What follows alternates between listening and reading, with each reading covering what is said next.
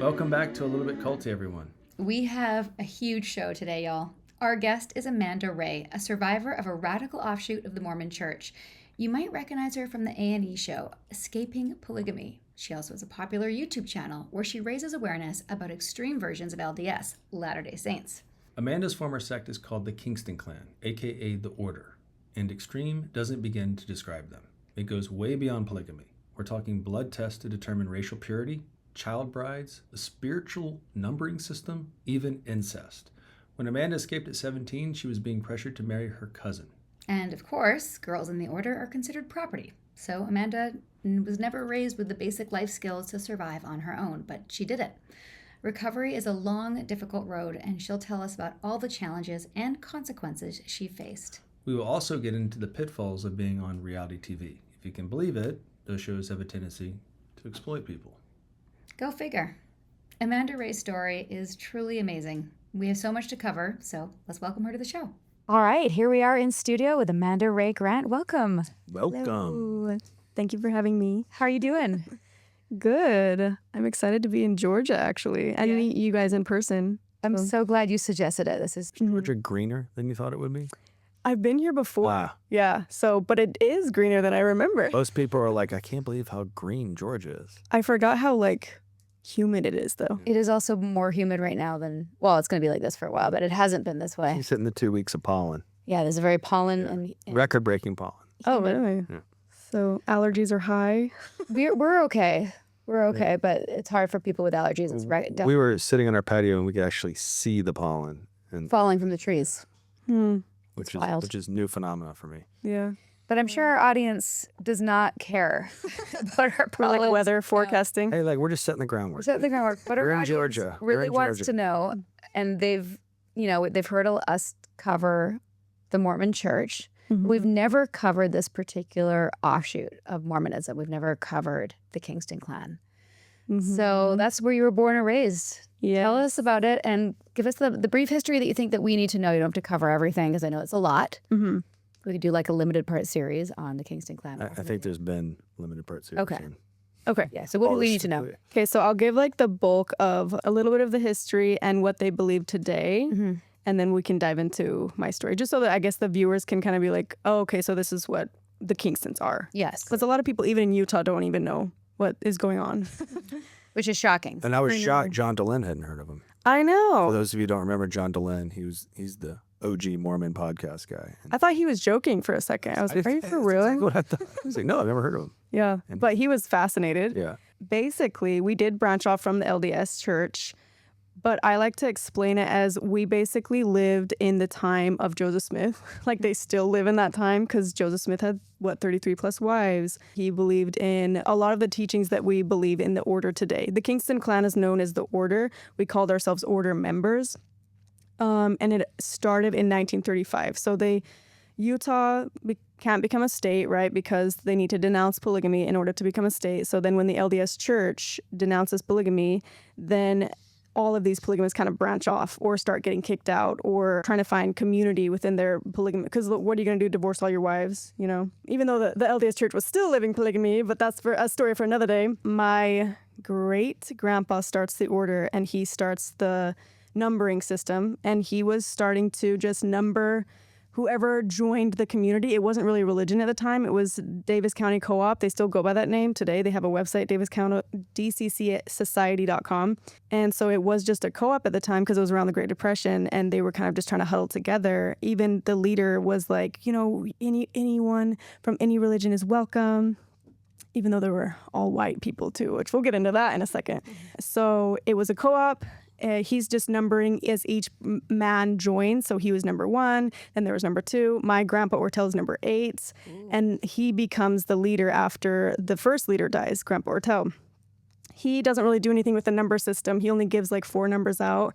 And then the leader today, so there's only been 3 leaderships. The leader today is Paul Kingston. He's my uncle, so Ortel's son from his second wife. He is number 9, and he started to realize that the numbers were people were obsessed with this number, and he would dangle it to these men to get the men to do what they want. Like, hey, we need you to go work on our potato farm for $10 an hour and bring your wife and 10 kids and just be happy about it. And maybe you'll get a number. So it was like your number became your ticket to heaven. So a numbered man is like one of the highest priesthoods to hold in the order. And I remember talking about, it's kind of like, I don't know if you've heard of like the LDS church. They're like, I want a returned missionary, and I want, it's that Melchizedek priesthood and all of that comes into the numbering system. But the numbering system, and there's a bunch of different beliefs on this, but I think that the core belief is, have you heard of the verse in the Bible that talks about 144,000 will walk with God? Yes. That's the numbering system, and that's what a lot of people that have left the group believe.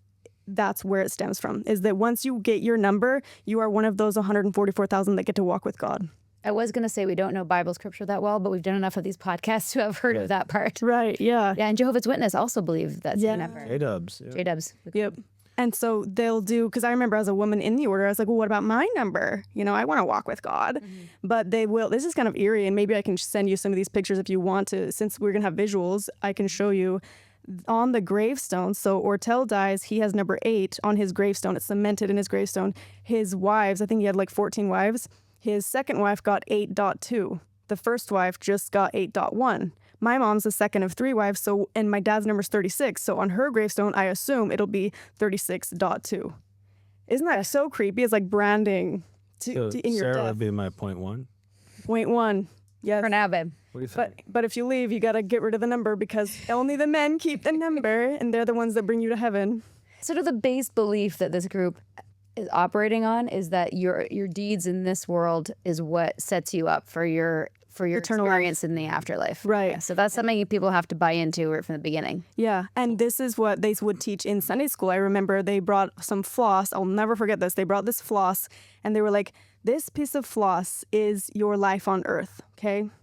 Now picture this piece of floss wrapped around the earth 1 billion times. That's eternity. So are you really going to waste this piece of, this tiny little amount of time to go be worldly and frivolous? Like, that was how they kind of programmed us to, as kids, be like, it's just this small amount of time that I can basically white knuckle it through life until eternal life is going to be this kingdom of God. It's going to be so amazing. Now, was this a doctrine from the get, or do you think, like you mentioned, the Great Depression, do you think the Great Depression may have informed it? This is a good question. Just to gather members, and then once they had members, they needed to keep them once times weren't as strenuous? I'm Yeah. wondering how much that... I think that the Great Depression really did kind of instill a lot of the beliefs that still they live by today. So 2 of the main things that they keep, basically, the order shits on the LDS church, even though they came from it, but it's because they're like, the LDS church fell away because they didn't keep these 2 principles, which is polygamy and consecration. And I think consecration is because of the Great Depression. What's consecration? Consecration is, so they're like, well, the LDS church does 10%, but we give our all to the Lord. So they would have us, even as kids, signing 10% forms, but then we also signed inventory forms, which means everything that I own is the Lord's, which is the leadership's. And even back in the day, the DCC Society, when it was a co-op, they had a little storehouse where they would put stuff into it, and it was like for the community to use. I think at the time it actually kind of made sense because no one had anything. But now it's like the leadership is getting everything, and then there's people on the bottom suffering. You know what I mean? So it's like it was pretending to be the humanitarian aspect of socialism in terms of we take care of everybody. Which is so funny because they're like pro-Trumpers and they're so like anti. like what? The irony. Yeah. The irony. So, okay, back up for a second. So this is the world that you're born into, and your mom wasn't. We don't have to go into her whole history, but she was... How did she get involved? Why did she choose the Kingston clan? The leader today, his dad is Ortel, we just talked about, and this is my grandpa. Mm-hmm. Ortel married a woman named LaDonna, and she's the second wife, but everyone thought she was the first because she was like the favorite wife. She's the one that took on his legal last name. LaDonna, his last name is Peterson. My mom's dad, Ray Peterson, is her brother. So my mom was affiliated already distantly, though. Mm. And her older sister starts to get courted by my dad. Mm-hmm. And my dad has direction and wants to marry her, and she joins the group. They kind of like bring the woman in. Sorry, so, explain what direction means. Oh, yeah, sorry. Yeah. So direction from God, this is a big teaching that they believe is, because all the marriages are approved by the leadership. They have to be. And so you need to pray from a very young age. I was taught in like elementary school, pray for who you're going to get, who your number one choice is. You got to marry your number one choice so that you can have the right family and blah, blah, blah. So direction is when you pray to God to get your direction on who you're supposed to marry for your number one choice, then maybe you'll have a dream or a premonition. And in my case, I would go tell my dad and he'd be like, keep praying. Like, I really believe they have predetermined. I think that it goes so deeper than a lot of the members even know. I think that by birth, there are contracts. Like, you get a few of my daughters, I'll trade you for a few of the, or you'll notice too, like, there's a specific family there, all of their daughters married into the leadership's family, and they have wealth. They're building their own home. Like, you can see, it's like, I mean, it's almost impossible not to see. Even when I was in there, I was like, that's weird that I was in poverty my whole life and this family seems to be doing so much better. Oh, all those kids are like promised to that family. That's interesting. It's kind of like royal lineage. It really is. And that even brings us into the, they do believe that their bloodline is a direct descendants of Christ. So not just Joe Smith. Also, Jesus Christ himself. How did Yeah, The Kingstons. Yeah. So they believe in the 12 tribes of Israel. You're only supposed to breed with the 12 tribes of Israel, and that's what brings in the racism. So that's why you won't see any black people. There is Italian, and they were racist against their own Italian members. So they had a hard time. A lot of the Di Fabrizio family ended up like leaving because they were racist against them. didn't feel welcome there? Yeah. But to go back to the story of my mom, she has a really interesting story because she watches her sister marry my dad. And she's like 7 or 8 at this time, starts helping tend the babies for her sister. And then I really believe my dad just started to be predatory towards my mom and like started to have direction and dreams from God that he needs to marry his wife's little sister. The order breeds pedophiles and pedophilia, and it puts pedophilia on a pedestal. I remember seeing pictures of this. So they would show a picture of a man holding a baby, and they would be bearing their testimony saying like, I knew when I was holding this baby that it was going to be my wife. And they're like bragging about how they ended up marrying her later. And this is still practiced to this day. They will have their grandparents' picture on the wall. Like, that's grandma and grandpa. And that's when grandpa knew he was going to marry grandma. And she's a 2-year-old. And they brag about it. And so when the men are being raised in that, they are doing it too and not seeing an issue with it. Well, it becomes normalized. Have you considered that there's mental illness? Oh, for sure. But they don't believe in mental illness, so then it doesn't exist.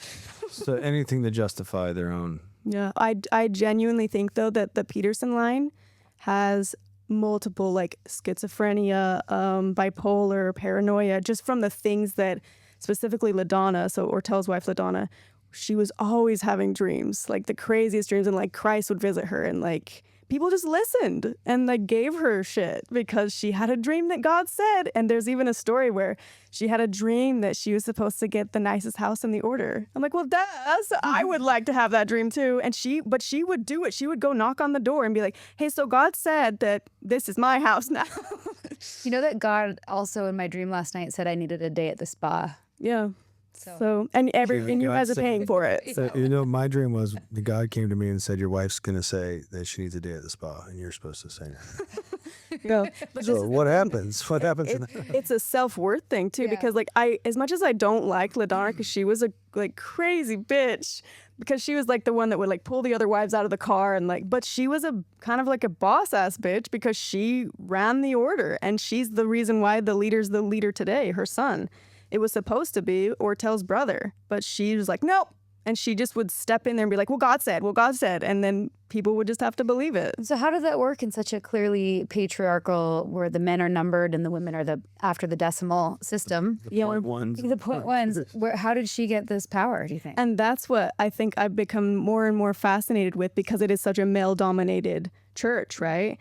But she was the leader's second wife, and I think that he was more, at the time, from the stories, because I wasn't alive at the time because this is a generation before me, but she was not going to be a part of the order, but it sounded like he was like obsessed with her in a weird way.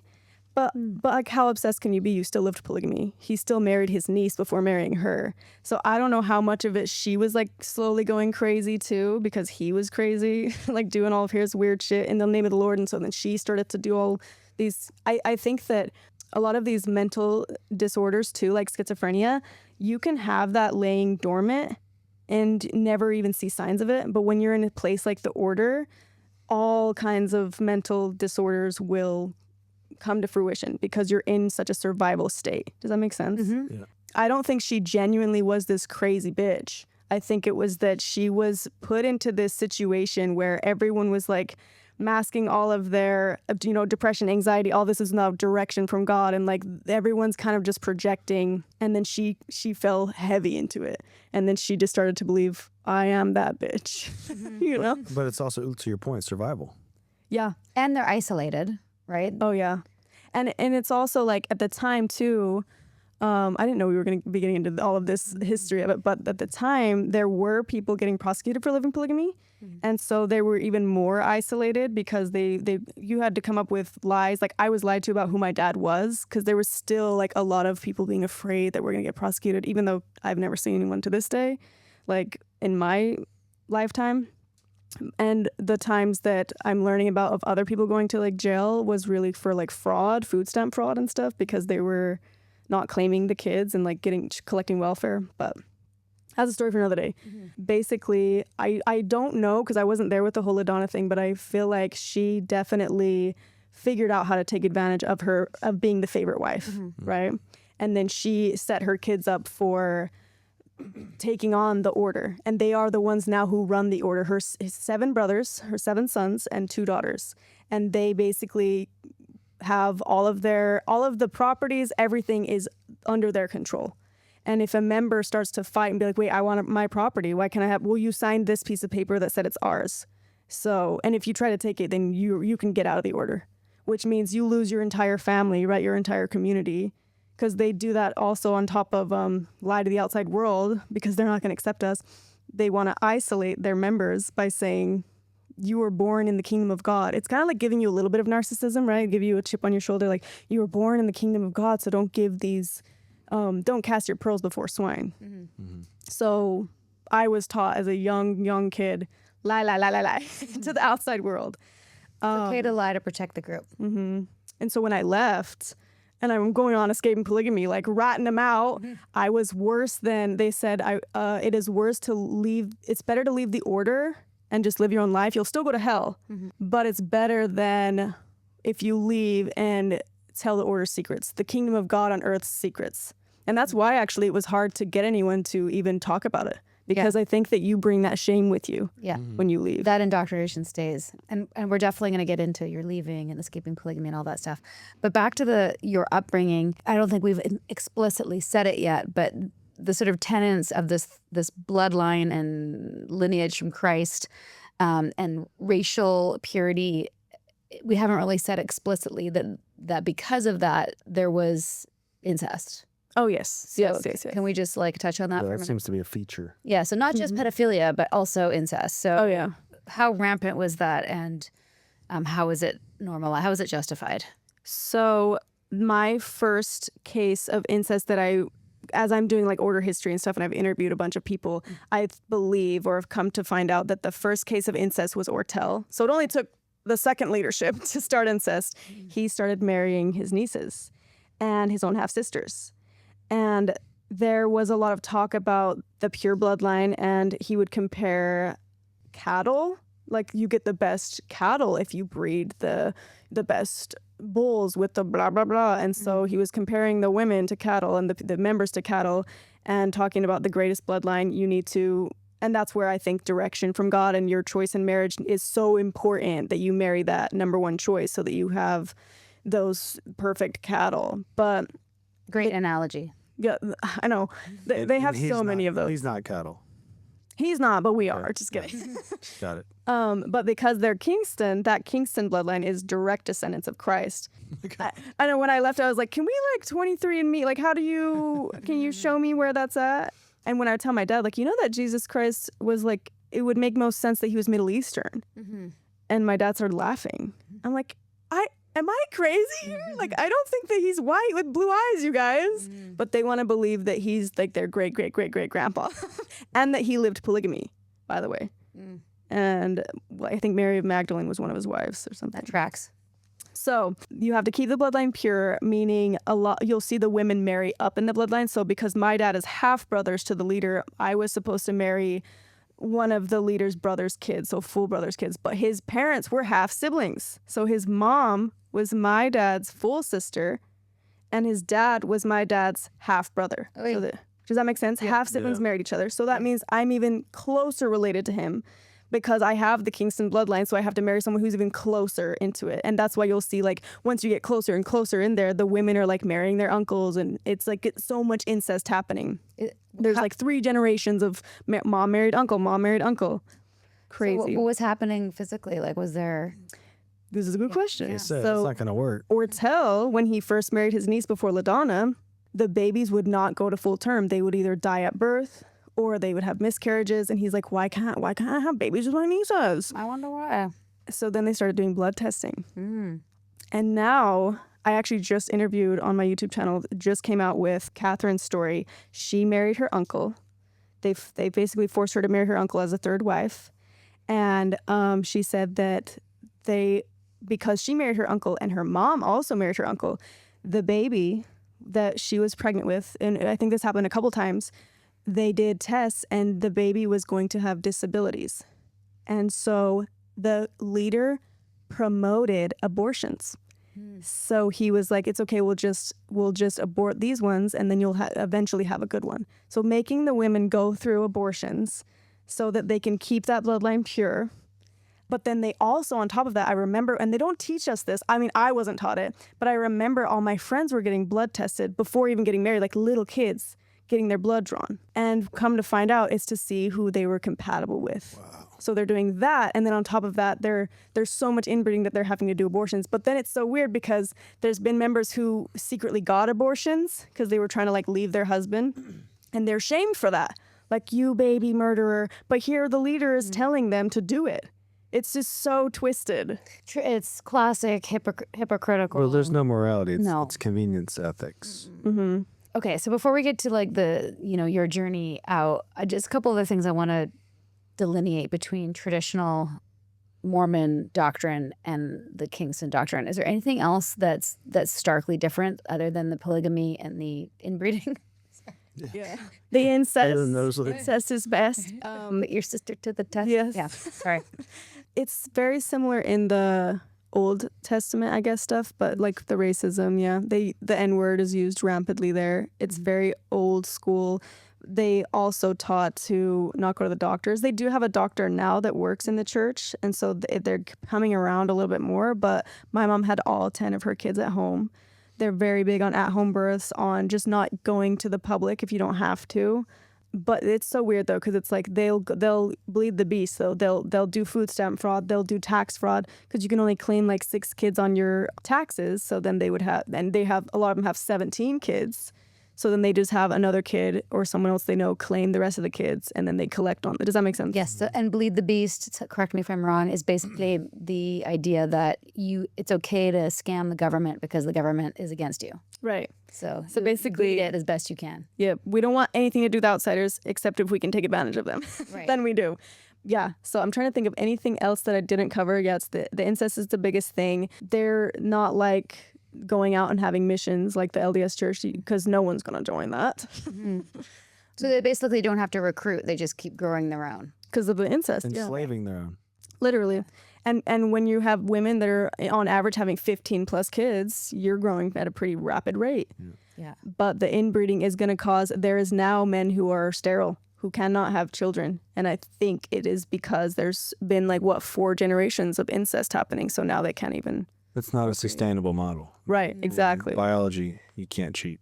Totally. And one thing I did see is, as we were commenting on this earlier, is not only is it classic in every cult, but similar or the same in both traditional FLDS and the Kingston clan, is that both of them think that they are the one true church. Yep. Right. Mm-hmm. So there's this collective ego and narcissism and righteousness on both sides against the other. And it's how all the polygamous cults are in Utah. So the statistics probably more than this now, but when I was hearing about it, there's at least 40,000 polygamists in Utah alone. and that's the AUB group that Cody Brown's from, right? That's in Bluffdale. That's the Order. That's the FLDS. For a while, there was the LeBarons there, and all of them believe they're the true Church of God. So so you guys know who each other. Oh yeah, we're Well, each related other. to a lot of them. Okay, so how do you guys? Are those rivalries there? Is it like? This is what's so weird. It's like high school rivalry. Like, we hate that school, we like our school. But the Order has been known to try to poach women from the other groups. Like, they'll try to like loan off their workers to help work. They won't give their women. They do not want to give their women, but they'll try to poach women from like when the FLDS had that flood in Colorado City. All of a sudden, the Order men were like running down to go help. And I know better because I'm from the Order. I'm like, they're there for another reason. They're not trying to help. They don't care. They want the women. And they would, like, they gave safety and sanctuary to the women. And then there were FLDS women. I think there's only a few, because it is hard to convince someone from another cult to join your cult because they're so staunch in their cult. Oh, So it's like primordial behavior in modern times. Well, it's caveman behavior, like, but with like modern rules and modern laws, and right? Because like if I see someone in another tribe or clan, You go steal them? you go steal them. I mean, Have it's you that old ever read cartoon. Planet of the Cave Bear? No. It's a fiction book about different tribes back in the caveman days. Yeah, it's totally tangential and not relevant. I'll get back on track. But the See, fact- but but, the fact but that they were it's so taking women open- from other. They Yeah. grabbed them because women were property. The fact that it's so open, Utah is known for this, like Yep. in a tongue-in-cheek way. But like, why can't they get it in order in their own state? Like, I think that the state's ran by LDS people, and two, the polygamists, at least the Order, has a lot of money. And Yeah. when we'll probably get into my escape story, I'll tell a little piece of this. There was a point where I knew that a police officer in my escape, I knew he was getting paid off by the Order, or he was in cahoots with them. yeah, I heard. So they definitely have friends in high places, because the Order, I mean, I can't tell you exactly how much money they have, but there's been rumors from ex-members and people trying to put the numbers together that have worked in the banks and stuff for the Order. They have their own bank, by the way. I forgot that part. There's so much that we could go into, but there was rumors that the Order is worth over $1 billion. We heard that when we were out there. Yeah. Yeah.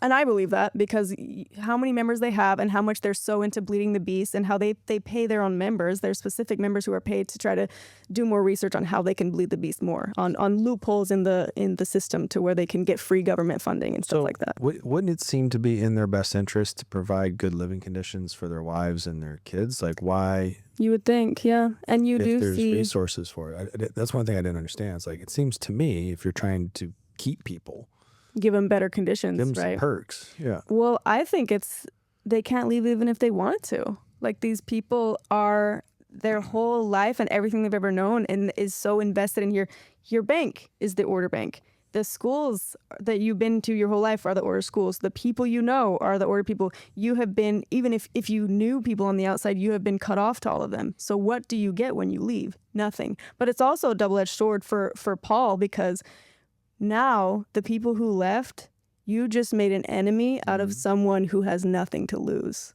which I'm honestly shocked no one's assassinated him. I think that he has been, that we don't know of or tried to. Watching the series, hearing the stories, to me, it just seems like at some point someone's going to snap. Yeah. And I was surprised that violence hadn't been resorted to by at least Right. a handful of members. I know, especially when after I left and I started researching different cults and like Krishnaventa and how there was a suicide bombing on him with his own members. And there's a lot of times where people retaliate, and I'm shocked. And I honestly don't believe that people have not retaliated. I think that there have been things that maybe we haven't heard of because Paul doesn't want people to get ideas. It's just hard to, like, how do you go against something when there have been cases where there's lawsuits and then they get the members to lie on the stand. They have so many people willing to lie for them. So there's that aspect of it too. But yeah, for my mom living in poverty, though, it's so crazy. And she would talk about it a lot because she came from kind of wealth. Like, my grandpa had the Better Built company with his dad. It's like a potato cutter company. And they were like inventors, and they came into a lot of money, and they had a lot of properties. And then my mom joining and marrying her sister's husband, they got my grandpa, when he was senile, to basically sign over everything to the church, and then he died. And he wasn't even a member till towards the end of his life when he goes senile, and then all of a sudden everything goes to the work of the Lord, and so my mom doesn't get anything. Interesting. And this is very common though. Like they've also had. I just did an interview with my cousin Andrew Robinson. He wrote a book, and his mom died of cancer, and she had a will that all of this stuff were supposed to go to the kids, but in the will that the order had fake notaries. By the way, they have a bunch of people that, well, there's been a lot of rumors, I have to say allegedly, that they have people that are doing fake notaries, because when his mom died of cancer, they were waiting to get the stuff that was in the will, but the leader's brother, which is the one that she married, made sure to get everything for the church, nothing for the kids, to the point where they told the kids, you have to buy the stuff back from the order. Your own mother's things, you have to buy it from the order. Like, that's how greedy they are.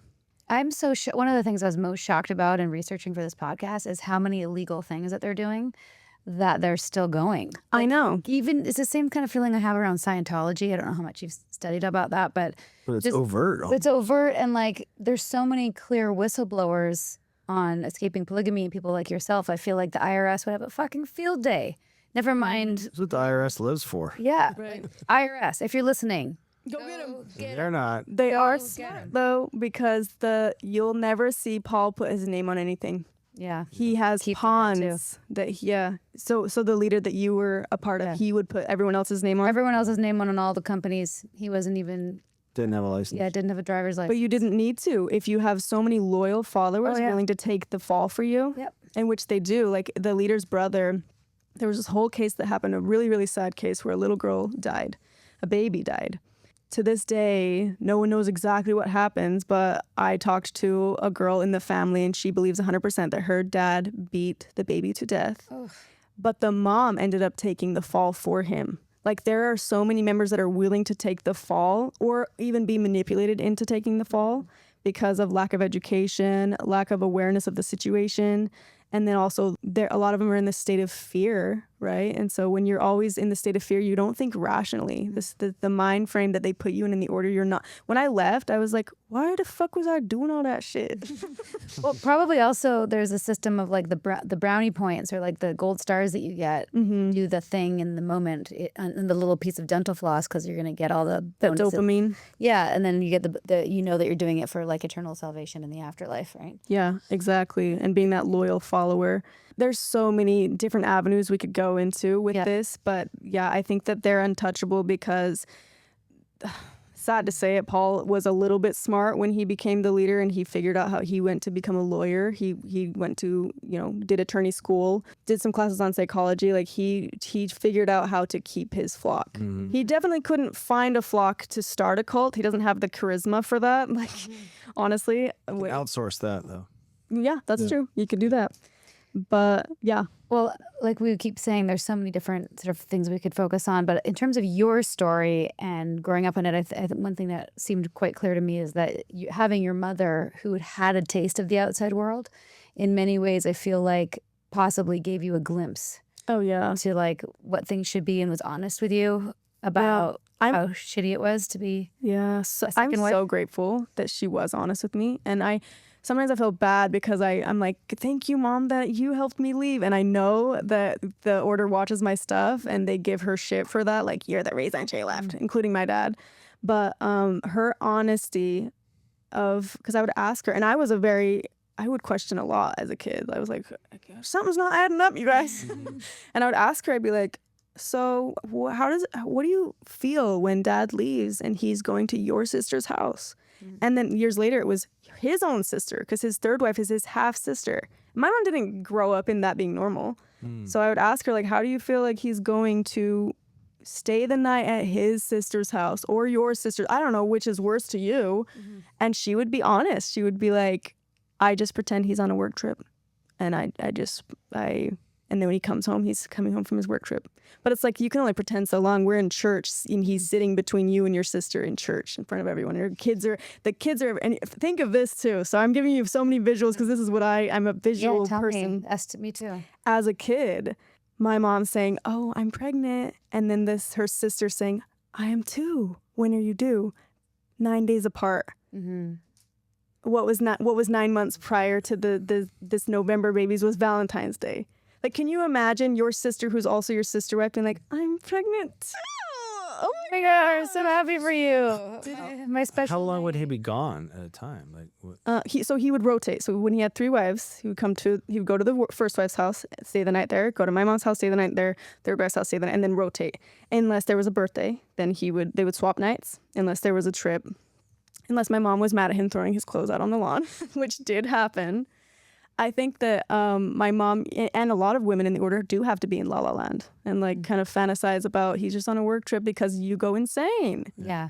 It's not normal. And then the fact that there's that double standard of you can't step out on me, but I'm going to go ahead and step out on you. And I'm going to go look at my daughter's friends too and go forward on them, which going forward is when you have direction on a woman from God, you go forward and present yourself as a choice for marriage for them, which he did do to my sister's best friend, well, one of her best friends, who was only 17.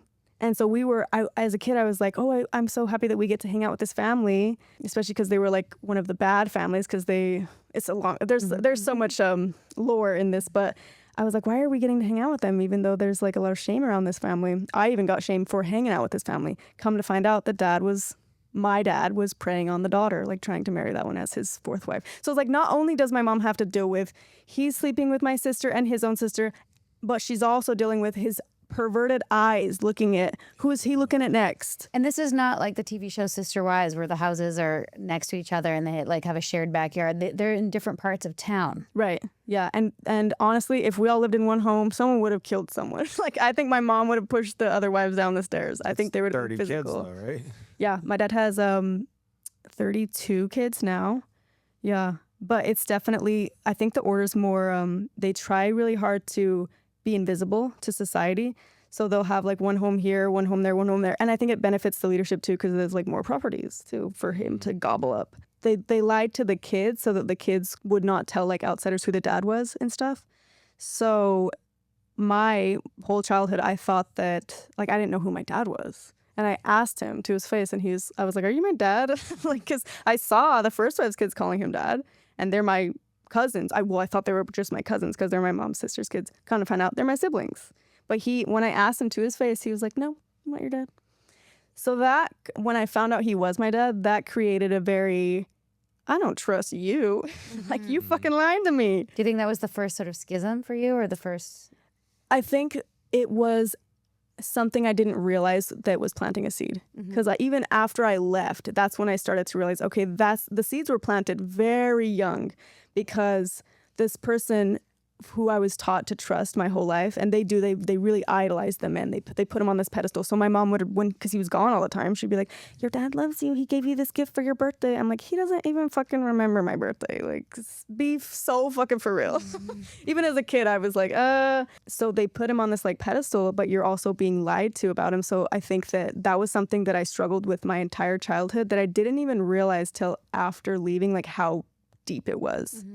But yeah, having a dad that lied to me and then having a mom that was helping life for him or like enabling him to be this, but then her also crying about her life and being so many nights of her being like, just be a first wife, be a first wife. You do not want to be a second wife. I was like, bitch, I don't even want to be any of this.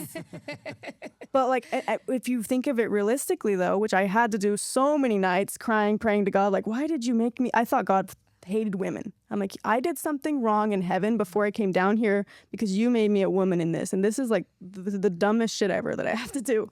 And to think of my kids doing it was like, I would think about it realistically. And I was like, if I was a polygamous wife, I'd way rather be like a 10th wife because you know what you're walking into. The first wife has it worse, in my opinion, because if you fall in love, there were some that just married him, was like, okay, get away from me, go get another wife. That's probably best case scenario. But there were some that I watched that fell in love. It was the first guy they were ever with because that's the standard, right? You first kiss, you save it till your wedding day. So they fall in love and they're infatuated. And then they watch him fall in love with someone else and someone else and someone else. And God forbid, like, who is that someone else? Your younger sister, you know, your niece, his niece. Like, nightmare. And also, I'm like, only because the only thing I've seen portrayed in Hollywood is Sister Wives, like the show. Yeah. Which I don't remember how far we got into it, but like, I hope this is. Is it called Sister Wives? Was it Oh, called Big- Code called Brown? Oh no, Big Big Love. Sorry, Big Love. Big Okay, I don't Love. think I've seen that one. We should watch it. It's really interesting. But It's about 15 years old. it's old now. Okay. But the way that it's set up is that it's like these three houses sort of side by side, and he kind of only comes in and out of one of them for the neighbor's point of view. But the homes in the back are kind of all joined, and I They're hope communal. they're communal, right? So he's got these three wives, and it's sort of like the interdynamics and the interpersonal challenges between his three wives. And I joke about this, and I hope this isn't offensive, but you tell me, you've probably heard it all.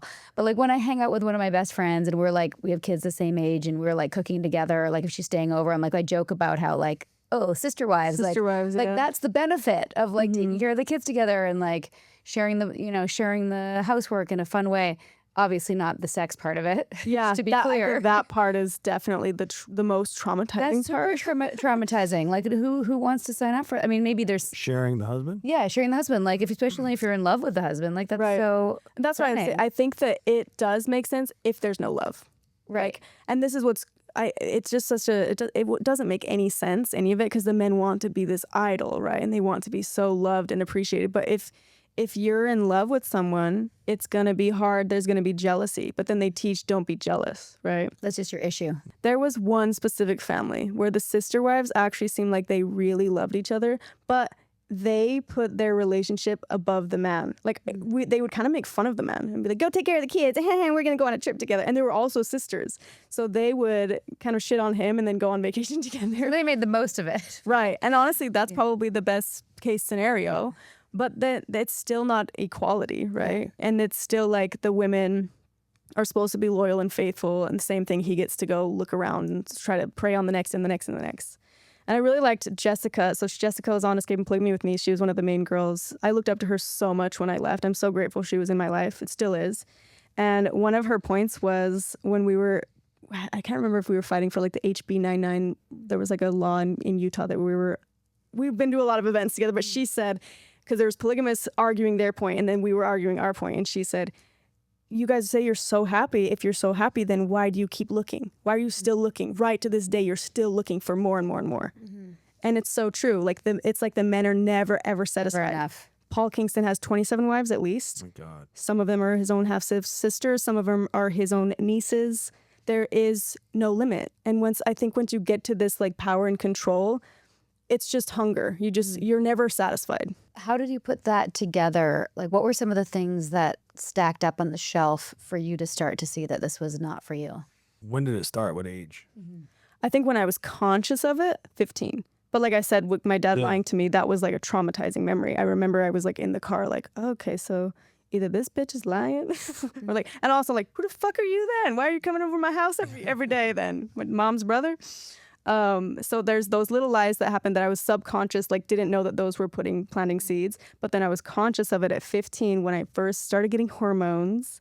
And because before this, I would laugh with my friends in first grade and be like, the sister wives thing, like this would be so, but serious. Like we could be such good sister wives. And I think I had direction on the same guy as you. Wouldn't that be awesome? And then once I got my hormones and I started actually liking someone and he liked me, I was like, hell no. I would rather go to hell than have to share him with someone. And also like even to add salt to the wound, what if it was my sister?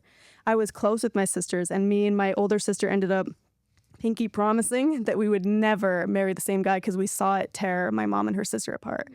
So 15 was when I was really starting to consider like the lifestyle and understand it.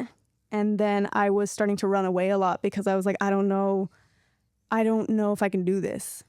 And I remember praying. One of the times I ran away with this little boyfriend I had. He was not of the Kingston lineage.